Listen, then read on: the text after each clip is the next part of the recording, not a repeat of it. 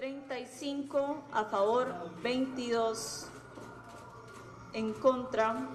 Aprobado en primer debate el proyecto 20.580.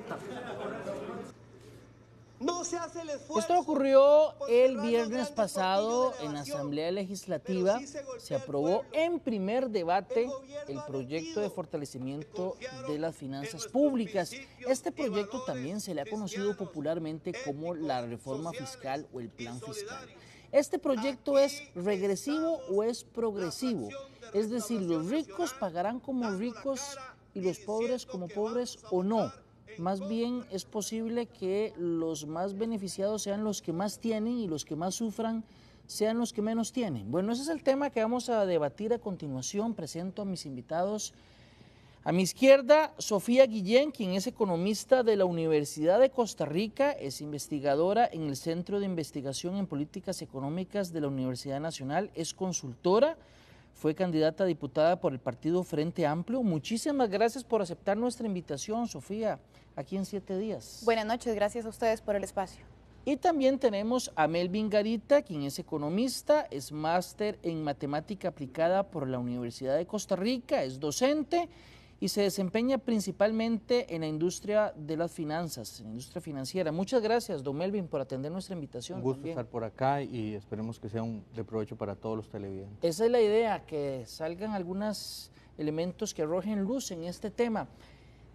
Sofía, ¿este plan, este proyecto, es progresivo o es regresivo?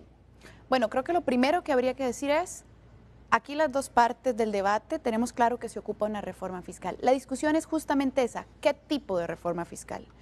Para que este proyecto podamos calificarlo como regresivo o progresivo, tenemos que ver el efecto final de la reforma en su totalidad, de los 4 capítulos que la componen sobre los ingresos de los hogares más pobres en Costa Rica. Si tomamos la primera mitad, la de ingresos, y la segunda mitad, la de gastos, 3 de esos 4 capítulos son mayormente regresivos, es decir, 3 de esos 4 capítulos implican afectaciones sobre los hogares de Costa Rica que no son ricos. ¿Por qué?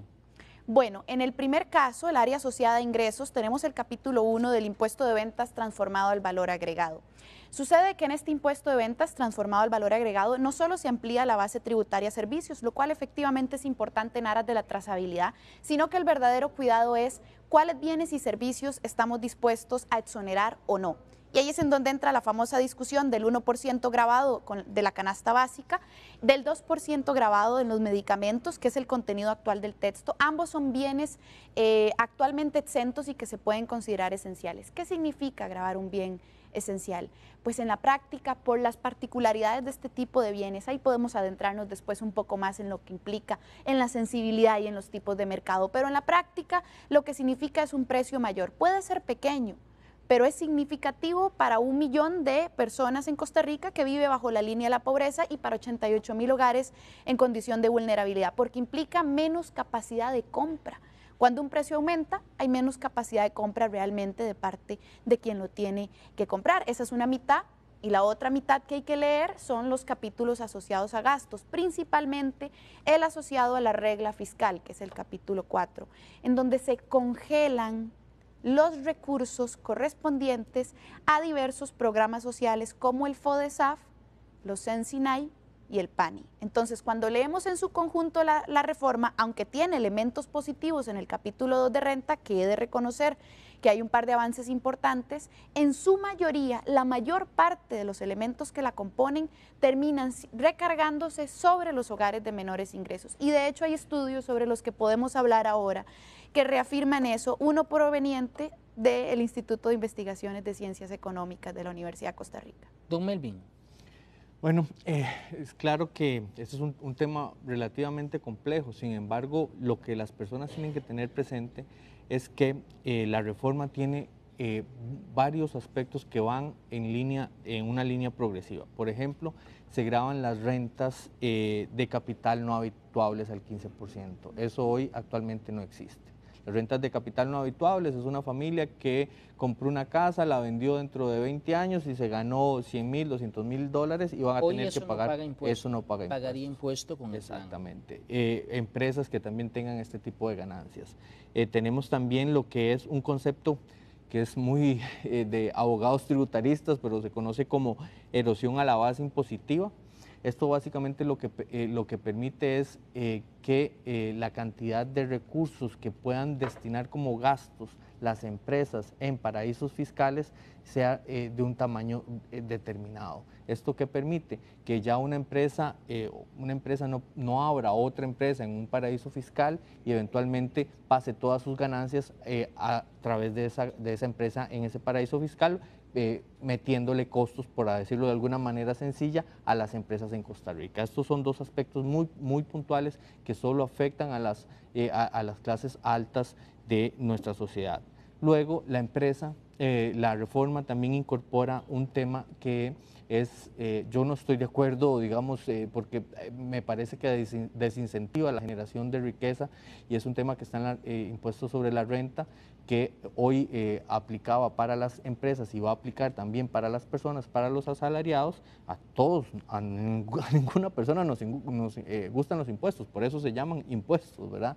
El punto con esto es que todas las personas que ganen entre 2 millones y 4 millones 200 van a tener que pagar no un 15% como está actualmente, sino van a tener que pagar un 20% sobre ese exceso.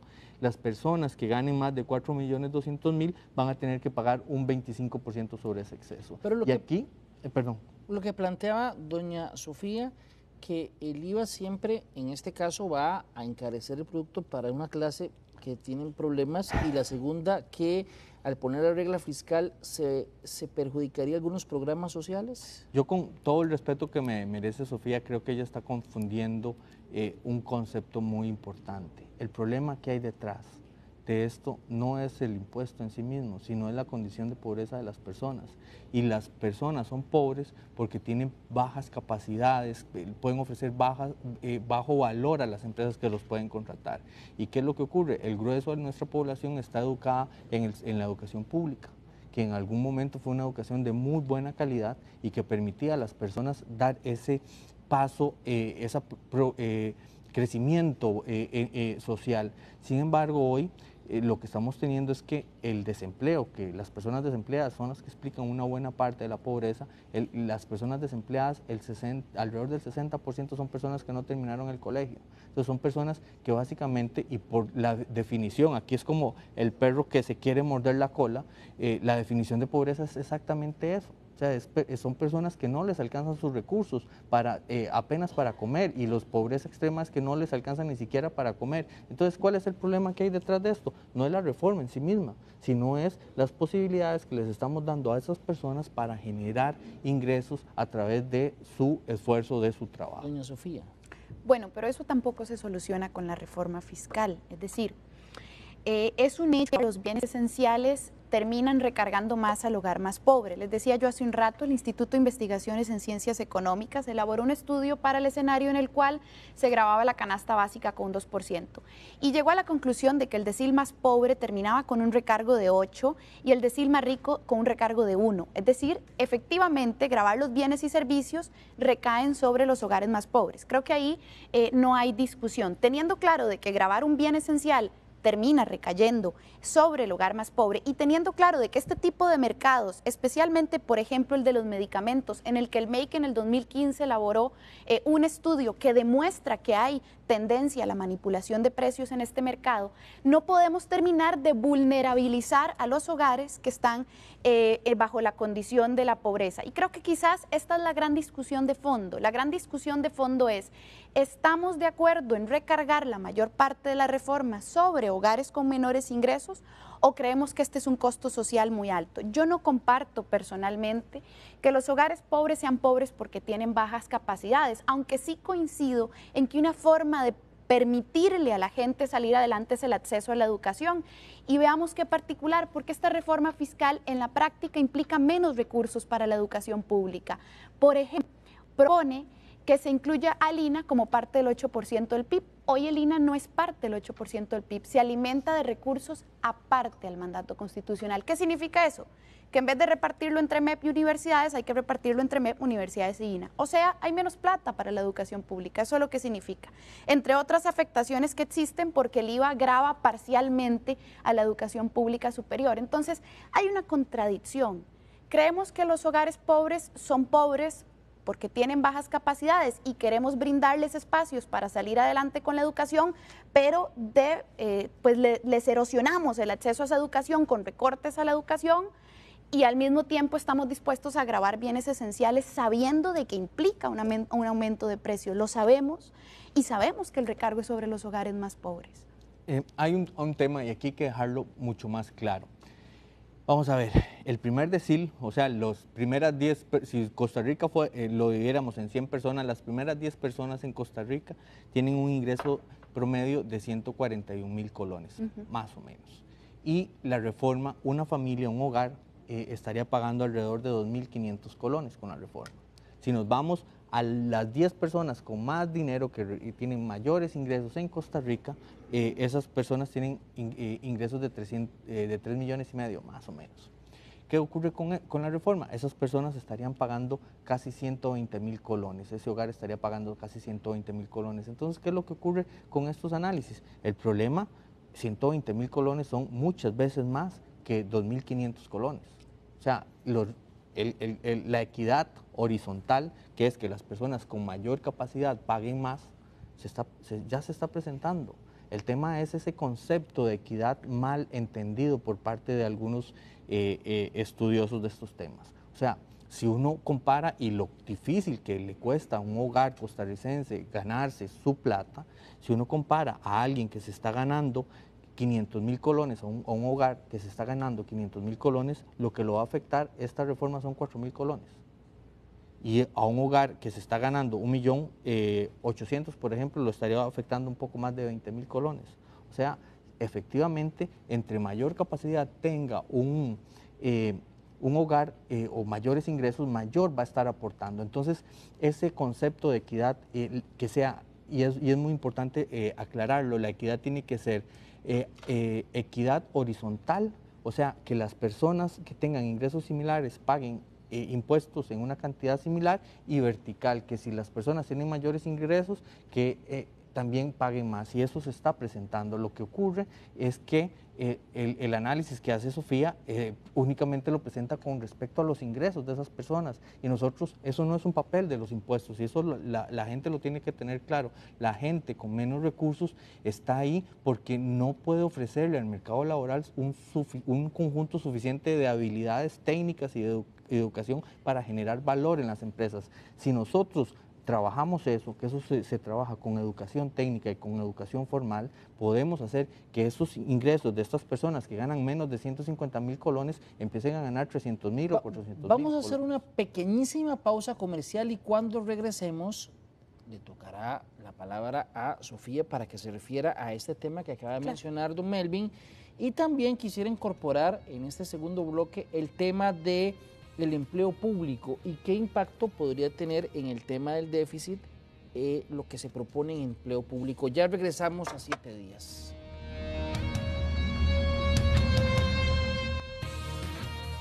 Gracias por continuar con nosotros aquí en 7 días. Doña Sofía, le dije que seguía usted en esta primera parte de este segundo bloque de debate. Nada más quería incorporar un elemento que tal vez no ha trascendido en esta conversación, pero sí se ha hablado mucho. Cuando se habla del IVA a la canasta básica, se ha incorporado el tema de la trazabilidad como una necesidad, y se dice que se planteó el 1% como un elemento, un impuesto bajo comparado con el resto, sobre todo buscando la trazabilidad. Claro. Bueno, quizás recuperar un par de elementos que se nos quedaron por ahí. Sobre el ejemplo que veíamos antes de salir o que planteaba el colega, vamos a ver, retomémoslo. 2.500 sería lo que aporte el decil más pobre, cuyo ingreso promedio es cerca de 140.000 colones, y 120.000 el decil más rico, cuyo ingreso promedio es 3 millones de colones, nos decía. Muy bien, esto efectivamente responde de hecho también a algunos grafiquitos que he visto yo que el propio gobierno ha divulgado en redes sociales. Sí hay que hacerlo respecto al ingreso, sí necesitamos medir esa proporción, porque para el hogar más pobre, sacar 2.500 colones no representa lo mismo que para el hogar más rico. De hecho, en ese ejemplo, implicaría que el hogar más pobre recae con un 1.7% del peso y el más rico con apenas 0.4%. Por eso la progresividad tiene que ver con pesos respecto al ingreso, porque no es lo mismo para ambos hogares. Pero en todo caso, ahí está el Instituto de Investigaciones en Ciencias Económicas de la Universidad de Costa Rica, quien hace una investigación mucho más profunda al respecto. Sobre la trazabilidad, sí, el argumento de la trazabilidad, como bien decía yo, vamos a ver, la ampliación de la base tributaria a servicios precisamente es importante en aras de la famosa trazabilidad, que es esta capacidad de Hacienda de rastrear cada pedacito de la cadena de valor para ver quién le miente y poder hacer información, cruces de información. Eso es muy importante, pero ojo, la canasta básica y los medicamentos actualmente están exentos y el fraude fiscal en Costa Rica, porque la razón de la trazabilidad es combatir el fraude fiscal en Costa Rica no es culpa de la canasta básica. Los datos oficiales del Ministerio de Hacienda, el último dato oficial, ojalá sacara datos más seguidos sobre este tema, pero el último dato oficial del Ministerio de Hacienda dice que el fraude fiscal es de 8.22% del PIB, del cual 5.3 corresponde a renta y 2.8 corresponde a ventas. La mayor parte no tiene relación con la canasta básica. Más aún, yo he solicitado en alguna otra intervención algún representante de gobierno que nos cuente cuánto del fraude vamos a combatir grabando la canasta básica y aún no hay una respuesta. Incorporo nuevamente el tema que les decía de empleo público. Realmente lo que se propone en el capítulo de empleo público, limitar o poner limitaciones a las anualidades, entre otras cosas, reducir el tope de cesantía, ¿eso ayudará o no ayudará, don Melvin? Sí, yo quisiera utilizar un gráfico que traje como elemento de ayuda, donde vemos la evolución de los... Ahí lo tiene. Este grafiquito. Lo puede ver en aquel sí. televisor de allá. Ahí nos puede decir por colores. Sí, la línea roja de ese gráfico lo que nos dice es cómo están creciendo los gastos en colones de agosto de este año. La primera línea, la digamos, primera línea, que la sale más de un grande. 3 y sigue subiendo. Exactamente, Ajá. la que no para de subir, que ese es el problema de los gastos. ¿Esa línea qué representa? Son los gastos totales del gobierno central. Esos gastos totales en el último año, en colones de agosto, como si todos los gastos se hubieran hecho en agosto, es un tema ahí, un concepto de término real, lo que nos dice es que los gastos están creciendo a un ritmo de un 6%. Y si vemos la siguiente línea, la línea azul, esa línea está compitiendo con la amarilla, y esa amarilla ahorita la vamos a ver porque Sofía hace algunas observaciones que no tienen lugar y vamos a aclararlo con esa línea amarilla. Pero y esta línea azul, ¿cuál es el crecimiento que ha tenido en el último año? 0%. ¿Qué es lo que nos dice esto? Que los ingresos del gobierno no han crecido en términos reales, mientras que los gastos suman un crecimiento de un 6%. O sea que en agosto del 2008 estaban parecidos. Exacto. Un poquito arribita la de... No, perdón, en el último año, don Rodolfo, entre agosto del 2017 y agosto del 2018, los ingresos básicamente no aumentaron y los gastos aumentaron un 6%. ¿Y por qué aumentan esos gastos? Aumentan porque las remuneraciones, sueldos y salarios en el gobierno central aumentaron un 5%. Y las transferencias, que Sofía en algunos momentos ha señalado que este es un problema del gobierno central y no de otras instituciones públicas no empresariales, las transferencias son básicamente entre un 60 y un 70%, según cifras del Ministerio de Hacienda, también sueldos y salarios en instituciones que no son el gobierno central. ¿Esas transferencias salen en el gráfico? Si uno suma, y ese es el problema enorme que hay acá, cualquier analista financiero vería, si yo sumo las remuneraciones y las transferencias, que es la línea amarilla, la suma de esos dos son mayores a los ingresos. O sea, los ingresos del gobierno no alcanzan para pagar siquiera sueldos y salarios en instituciones del gobierno central e instituciones públicas no empresariales. Ahí está el problema del empleo público. ¿Y qué es lo que tenemos? Que mientras la economía, los ingresos del gobierno no crecen porque la economía está mal, viene creciendo de una manera muy baja, lo que está ocurriendo es que las remuneraciones y las transferencias, que en su mayoría también son remuneraciones en estas instituciones, crecen a tasas que no tienen lógica, no tienen racionalidad, no se explican desde el punto de vista económico. Sofía, ¿qué piensa? Bueno, ese gráfico efectivamente es cierto. El hecho de que los ingresos no alcancen con respecto a los gastos es por definición un déficit. Ahora, lo que no indica el gráfico es que el mayor disparador del gasto del gobierno central de la República es la deuda y la tasa de interés, las tasas de interés pagadas por esta deuda. Esos son datos que se contienen en el folleto de resumen del presupuesto 2018 que el Ministerio de Hacienda presentó ante la Asamblea Legislativa. Pero además, hay un elemento aún más interesante asociado a la discusión de empleo público y de gastos, remuneraciones, componentes adicionales al salario, etcétera. La discusión es que en este momento el propio gobierno admite dos cosas. Uno, que el empleo público no es la causa del déficit. Eso fue admitido por la señora ministra, doña Rocío Aguilar, en el minuto 57, el 21 de septiembre, en la entrevista a Radio Actual. Los empleados públicos no son la causa del déficit y doña Rocío lo admite en esta entrevista, que es pública.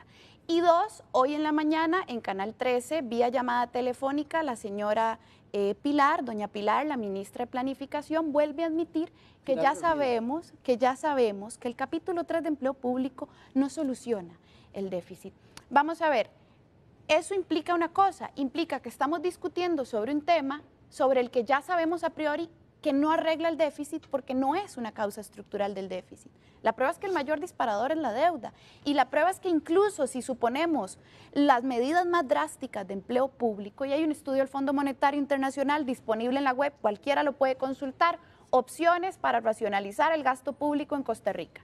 Y si usted revisa ese estudio, el Fondo Monetario supone las medidas más drásticas de empleo público. Se acabaron las anualidades, disminución de dedicación exclusiva, congelamiento salarial, congelamiento de planillas, y todo eso aporta un ahorro de 0.76% del PIB el primer año de aplicación. Y el déficit nuestro está llegando al 7% del PIB.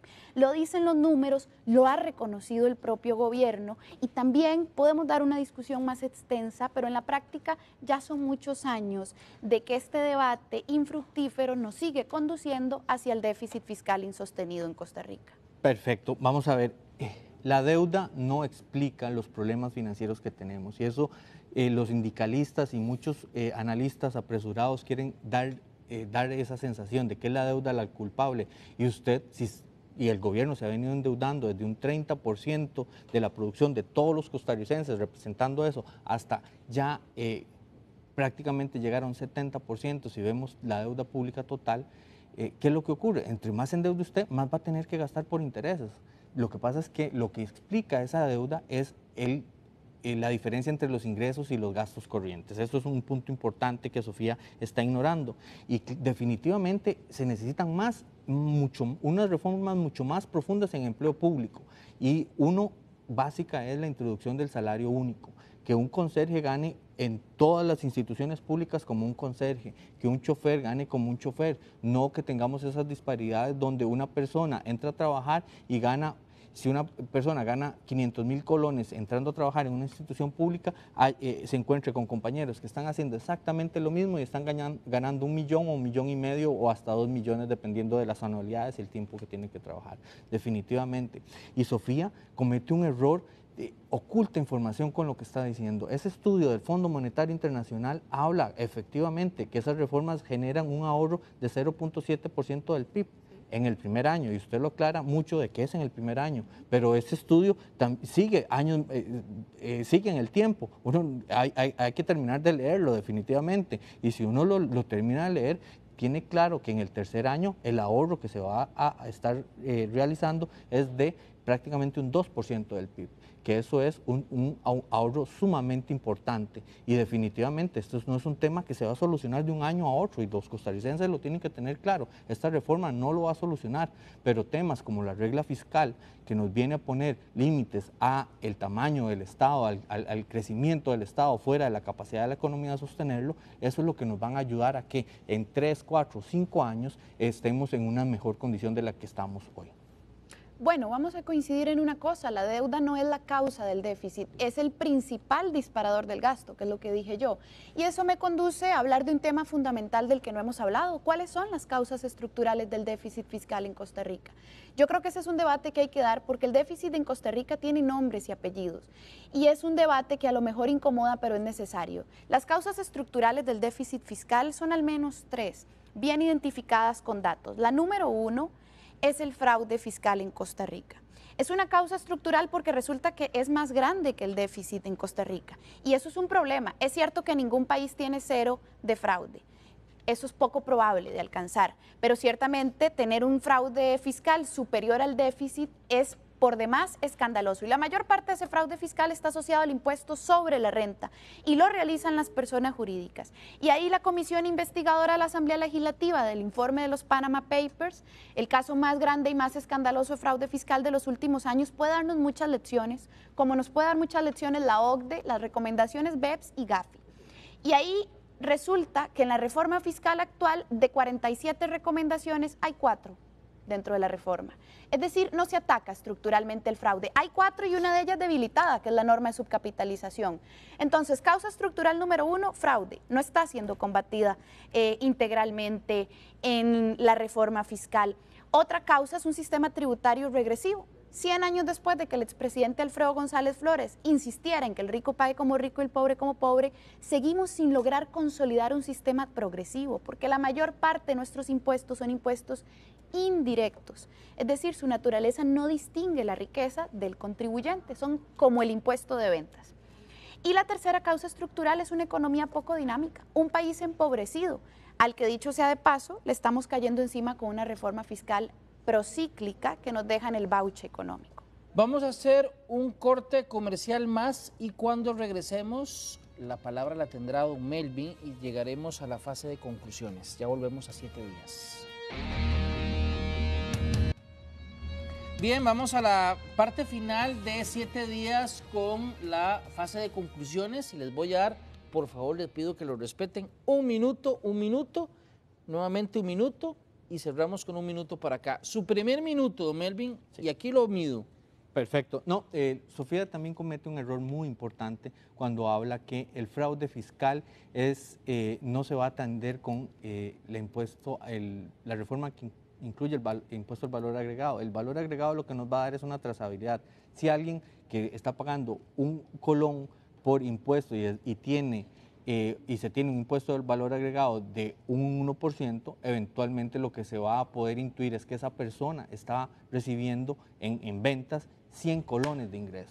Entonces la evasión que se está presentando en el país se va a poder disminuir con la introducción del IVA. No es correcto decir que el IVA no va a ayudar a disminuir la evasión tributaria. Su minuto. Bueno, vamos a ver. Querer convencernos de que el fraude fiscal se soluciona agravando la leche, el pan y los huevos es un argumento sobre el que yo ya no pretendo insistir más. A mí me interesa que cerremos esta parte más bien siendo un poquito propositivos y propositivas. Partimos de que se ocupa una reforma fiscal, es cierto, la necesitamos, es urgente, sí, pero para construir una reforma fiscal alternativa, lo cual es absolutamente posible y hace 2 meses se le presentó a la Presidencia de la República una propuesta de reforma fiscal alternativa, de la que ahora podemos hablar un poquito en el último minuto, se necesita voluntad política para construir una reforma fiscal más equilibrada. Aquí lo que se está pidiendo es una reforma fiscal más equilibrada. La reforma fiscal, la propuesta de reforma fiscal que hicieron los sindicatos es suicidio económico. Es básicamente lo mismo que ha ocurrido en otros países donde partidos de izquierda han querido gobernar y tenemos sendos ejemplos. Desgraciadamente vivimos en Latinoamérica y Latinoamérica siempre se ha caracterizado por ser un país irresponsable con sus finanzas públicas. Si nosotros quisiéramos hablar de impuestos y hablar de generación de riqueza, que es lo que deberíamos de enfocarnos, tenemos que hablar ya del famoso flat tax o el impuesto plano. Ya economías como la estadounidense están disminuyendo sus tasas máximas de impuestos sobre la renta, disminuyéndolas a niveles del 20-21% y que se apliquen para la mayoría de las personas. No, mi minuto. Estamos al aire, nosotros estamos al aire. Aquí hubo un problema con la luz, pero aquí estamos al aire. Sofía, su último minuto. Bueno, qué dicha. Vamos a ver. Otra reforma fiscal alternativa es posible. Y de hecho esta propuesta que le fue presentada hace aproximadamente 2 meses a la Presidencia de la República contiene todas y cada una de las recomendaciones del informe final de los Panama Papers, todas y cada una para perseguir y obligar a los grandes evasores a pagar lo que tendrían que estar pagando. Contiene un capítulo entero de lucha contra la corrupción. Hablamos mucho de eficiencia en el uso de los fondos públicos, pero no hablamos de combatir la corrupción. Eso hay que incluirlo y también es posible. Resultado de investigaciones como la del cementazo, salieron iniciativas concretas. Y también se promueve un sistema tributario progresivo, haciendo cosas puntuales, que las herencias mayores de 300 millones de colones aporten a renta, que consolidemos un poquito más un sistema tributario más justo. Es posible, lo que se necesita la voluntad política. Aparten sus agendas este jueves a las 11 de la mañana en 7 Días Radio. Voy a volver a invitar a don Melvin y a doña Sofía para hablar 1 hora en la radio acerca de este tema. No se lo pierda, a las 11 de la mañana en Teletica Radio 91.5 FM. Este jueves a las 11 de la mañana. Muchas gracias a ambos. Gracias a ustedes por acompañarnos. Si Dios lo permite, tendremos una nueva cita el próximo lunes. Hasta entonces.